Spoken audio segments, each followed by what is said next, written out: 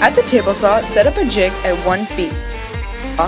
They must help her guide the board through the table saw and catch any leftover material that is gone through. To the whiteboard side, set up a jig at 11 inches.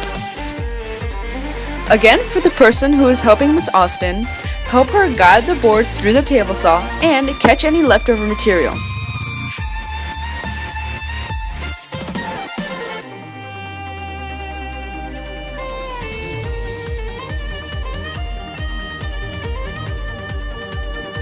On the chop saw, push down this silver button to place the thing in a locked position. Set up a jig at 18 inches to cut the side pieces for the wooden boards.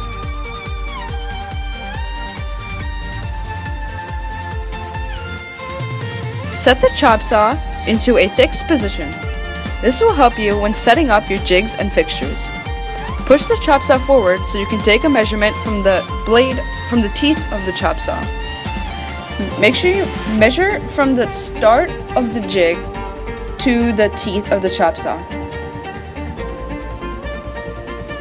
Now, using the clamp, screw the spring down so that the clamp is strong and secures the jig onto the thing.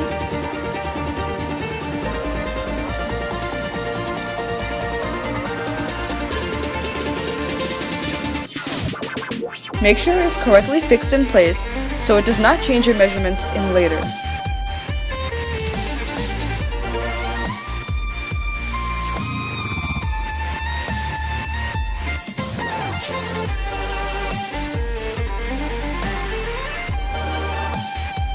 Now, take your chop saw out of the fixed position by pushing it down and pulling the silver thing out.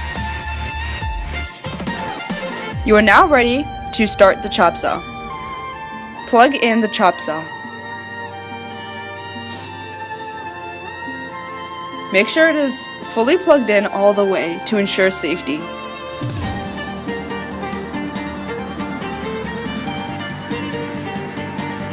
Now, set your material up to the back of the chop saw .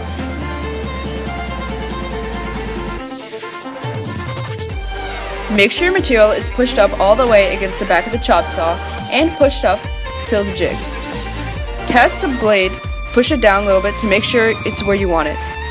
Now, cut your piece of wood by slowly pushing it into the material. When you're done cutting, wait for the blade to end and then pull your chop saw up.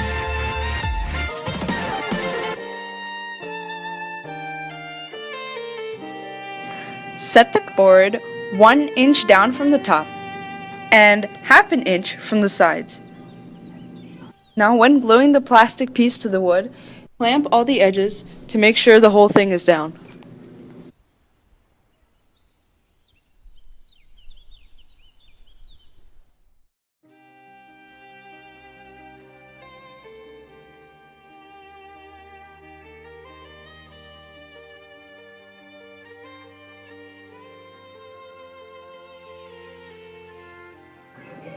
Then, nail the pieces together.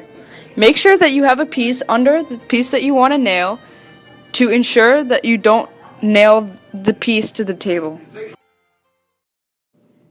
Be sure that the material is pushed all the way down into the other material that you want it to be attached to.